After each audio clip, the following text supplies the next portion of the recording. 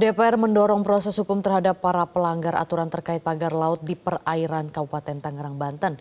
DPR bahkan menegaskan sanksi berat berupa pencopotan saja yang tidak cukup untuk menimbulkan efek jera.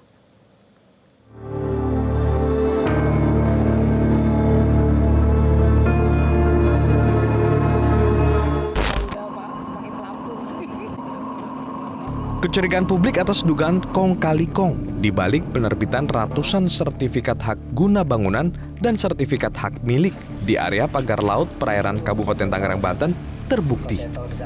Di hadapan Komisi 2 DPR RI, Menteri Agraria Tata Ruang sekaligus Kepala Badan Pertanahan Nasional Nusron Wahid mengungkapkan ia memberikan sanksi berat terhadap 8 pegawainya yang terbukti terlibat dalam penerbitan sertifikat area pagar laut sepanjang 30 km lebih. Anggota Komisi 2 DPR RI Deddy Sitorus merasa tak cukup apabila 8 pejabat BPN Kabupaten Tangerang hanya diberi sanksi berat berupa pencopotan.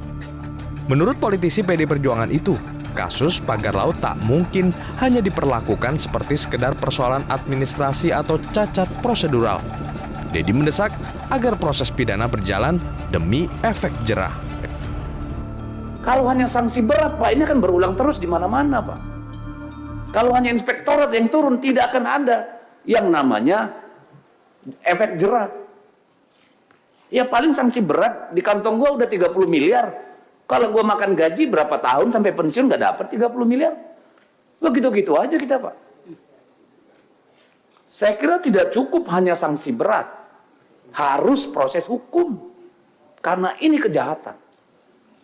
Bukan malpraktek yang hanya berkonsekuensi sanksi. Menteri ATR BPN Nusron Wahid tak menutup kemungkinan pengusutan pidana dilakukan aparat penegak hukum terhadap 8 pejabat BPN Kabupaten Tangerang, baik pidana penyuapan maupun pemalsuan dokumen. Namun Nusron mengakui pihaknya belum menemukan unsur pidana tersebut.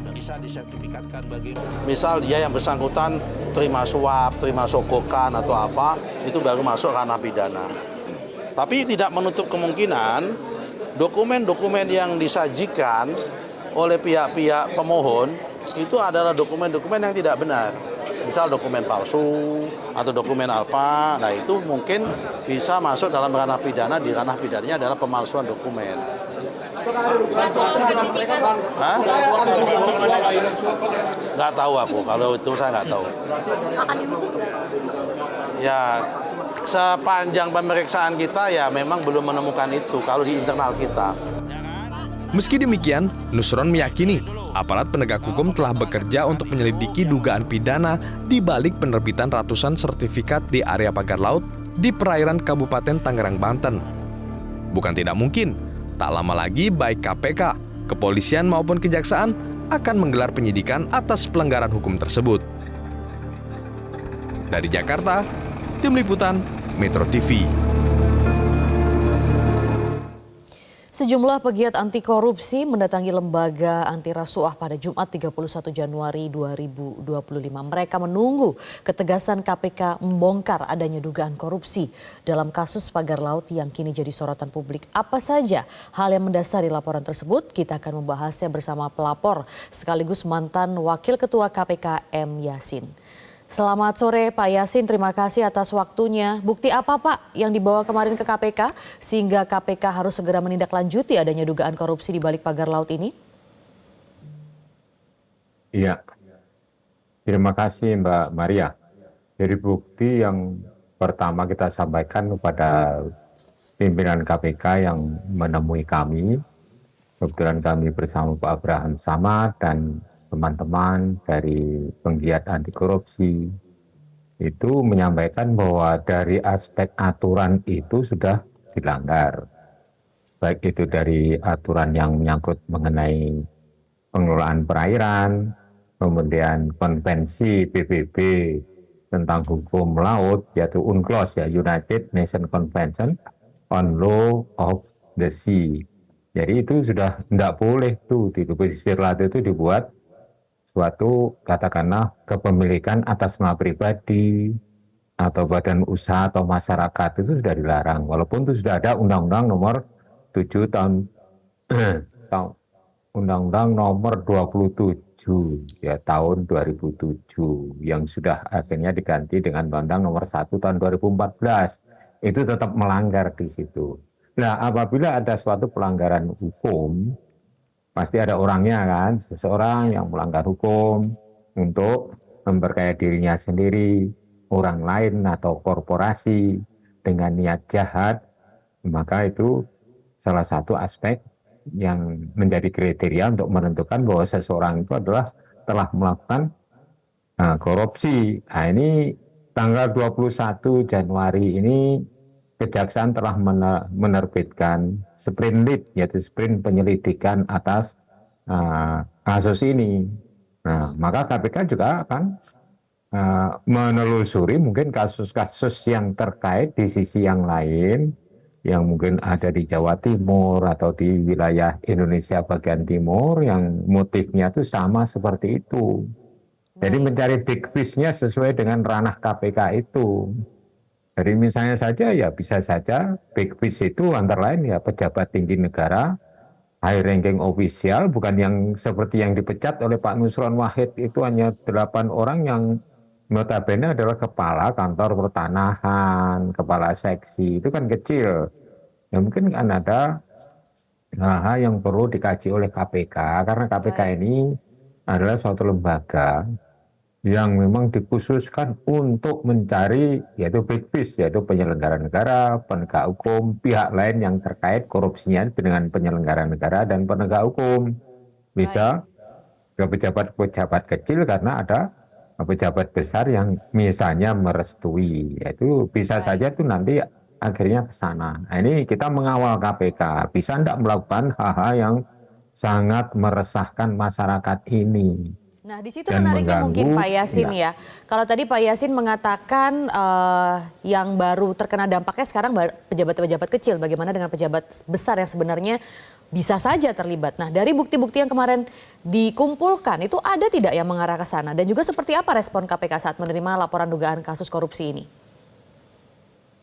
Pihak KPK menyampaikan akan menindaklanjuti laporan ini. Kalau misalnya dari satu aspek itu sedang diteliti oleh kejaksaan, bisa saja KPK itu meneliti di aspek lain atau pelanggaran lain yang terkait dengan ini PIK 2 ini, bisa jadi yang kasus-kasus yang katakanlah penguasaan pesisir itu untuk kepentingan perusahaan atau pribadi itu terjadi di daerah lain. Kemarin dia menyebutkan ada di Jawa Timur, ada di Indonesia bagian tengah dan bagian timur itu ada juga yang semacam itu. Akan ditelusuri oleh KPK. Sehingga tidak terkesan KPK itu mendiamkan perkara yang menjadi permasalahan besar, menjadi current issues di masyarakat. KPK-nya diam saja, sedangkan penegak hukum lain itu proaktif untuk menanganinya. Nah, kenapa KPK tidak? Ini pasti akan juga melibatkan big fish, yaitu high ranking official, bisa saja di tingkat eselon 1 atau tingkat menteri atau lebih dari itu. Ya ini pekerjaan KPK. Ya dokumen-dokumen ini secara bertahap kita sampaikan, termasuk ya artinya itu hal-hal yang memungkinkan untuk menjerat pidananya itu sudah kami usulkan bahwa KPK itu sesuai dengan aturan hukumnya dia berkewajiban untuk menangani kasus korupsi yang menyangkut penyelenggara negara. Penyelenggara negara itu kan tidak semua pegawai penyelenggara negara gitu. Terus kemudian penegak hukum dan pihak lain yang terkait korupsinya dengan penegak hukum dan penyelenggara negara. Bisa itu di Mojokerto, di Madura, itu kan juga ada. Itu menyebutkan seperti itu. Akan ditindaklanjuti, dia mengatakan seperti itu. Dan kita menunggu sprint lead-nya, lead yang di mana yang akan ditelusuri sehingga data ini bisa menjaga NKRI kita ini berupa kepulauan, perairan, kita juga menantikan itu ya, pejabat, Pak Yasin, sprindiknya. Karena kita juga ingin tahu kalau menurut Pak Yasin sendiri dan juga tim pelapor, kira-kira siapa Pak pihak yang paling bertanggung jawab sebenarnya atas kasus ini? Ya, yang jelas ya yang misalnya diteliti juga itu misalnya saja pejabat menteri yang pada saat itu mengeluarkan perizinan itu yang berupa hak guna bangunan dan hak milik. Hak guna bangunannya saja kan sangat sangat besar sekali itu. Ada 324 bidang itu kepada salah satu badan, yaitu PT Jaya Inti Sentosa, misalnya 20 bidang, kepada perseorangan 9 bidang, dan SHM juga ada 17 bidang. Semuanya tanggal 22 Januari 2025 kemarin, Pak Menteri Nusron Wahid telah mencabut semuanya. Jadi tidak hanya sekedar dicabut terus orangnya dibiarkan. Karena pada waktu pendaftaran, pengukuran, kemudian jadi sertifikat ini dalam range waktu hanya 3 hari. Nah, pencabutan itu saya kira sah karena sesuai dengan aturan yang berlaku, yakni peraturan pemerintah nomor berapa tuh? 15 tahun 2021.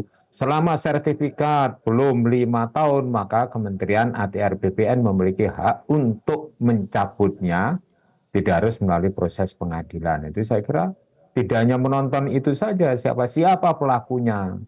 Kalau ada pihak swastanya, yaitu pemilik atau yang menyuap lah, katakanlah dugaannya ya, yang menyuap juga harus diproses hukum. Ini pasti kalau jumlah areal wilayahnya saja bisa mencapai 500 berapa ini, itu 37,5 hektar, itu kan luar biasa besarnya, itu triliunan itu ya. Baik. Nah, nilai dari tanahnya, lah suapnya berapa itu?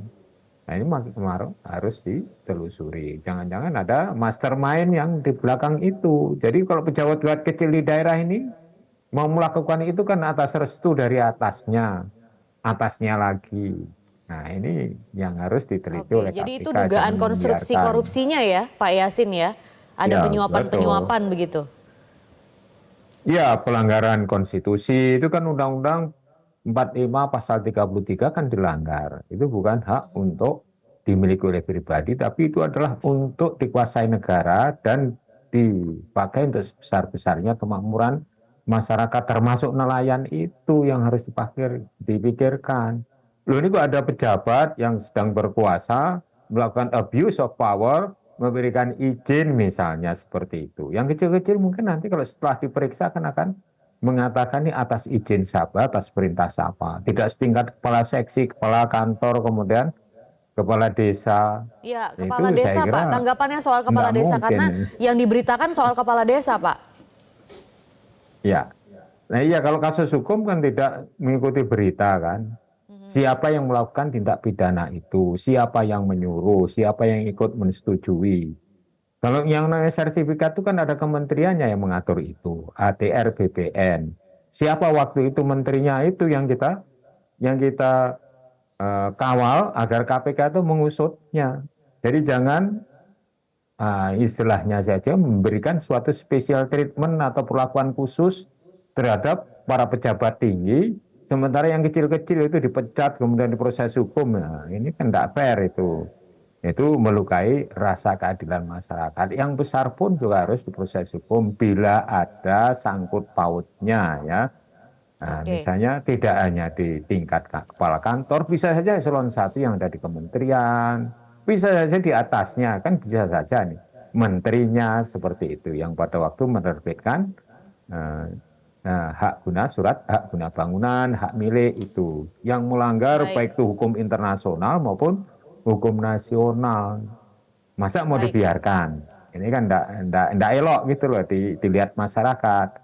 Sementara tugasnya adalah memberantas korupsi. Kok membiarkan korupsi hanya dicabut surat hak bangunan dan hak miliknya saja sudah cukup, memecat pejabat-pejabat yang kecil ya, itu tidak menimbulkan deterrent effect atau efek jerah terhadap pejabat tinggi yang melakukan abuse of power itu. Iya, itu betul kita Pak Yasin. menduga Namun ada dari mastermind, kemarin ya. pelaporan yang dilakukan begitu ya oleh teman-teman dan juga tim yang sudah melaporkan ke KPK ini, ada tidak Pak bukti yang memperkuat dugaan keterlibatan oknum-oknum yang lebih besar Pak?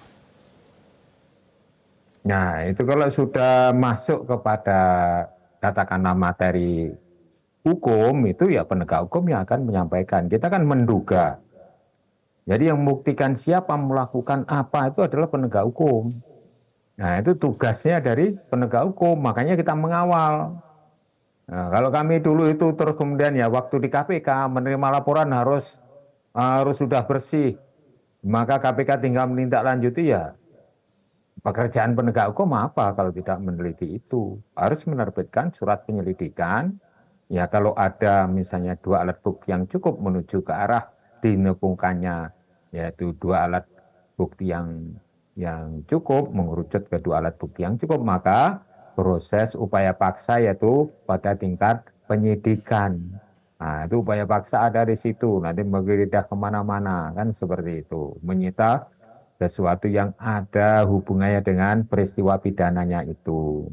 Itu Baik. KPK akan melakukan itu nantinya. Ya harapan kita seperti itu. Jangan melempem ini rame di tataran masyarakat, kemudian penegak hukumnya hanya diam-diam saja. Ini kita tidak mengharapkan hal yang seperti itu.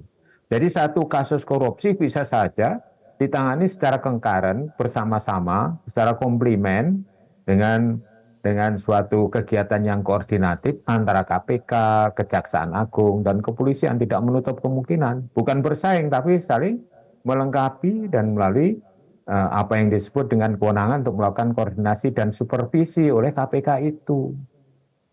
Jadi kasus ini bisa bersih dan menimbulkan suatu katakanlah kehati-hatian bagi katakanlah adalah penyelenggara negara berikutnya untuk tidak main-main dalam hal yang menyangkut adalah tanah dan air Indonesia ini. Tidak harus Baik. untuk diperjualbelikan untuk memperkaya diri sendiri, orang lain atau korporasi. Ya, pasalnya Baik. bisa ke arah situ. Undang-Undang 3199 pasal 2 atau pasal 3 itu harus dipakai itu nantinya ke sana. Nah, Baik. apabila ada suap, nah, maka juga harus dikembangkan. Itu melalui kerjasama dengan PPATK yang katakanlah mengikuti alur dari uang. Ada apa enggak alur uang itu? Kan PPATK adalah meneliti, memeriksa follow the money, ya itu alur uang itu mengalir gitu. Jadi money Baik. laundering ada atau tidak. Nah, kemudian predicate crime-nya itu korupsi atau Ya. pidana umum itu harus diselidiki sampai detail oleh lembaga penegak hukum, baik kejaksaan, kepolisian maupun KPK. Kalau Ini kejaksaan bersama-sama sudah ya Pak ya memulai, mungkin ya supaya bisa menguak Ya. dengan baik mengenai kasus ini begitu ya. Betul. Kita sama-sama soroti ini bersama. Betul, Terima Mbak kasih Maria. mantan Wakil Ketua KPK yang juga pelapor dugaan korupsi pagar laut M. Yasin sudah memberikan keterangan di Metro hari ini. Jelajahi cara baru mendapatkan informasi. Download Metro TV Extend sekarang.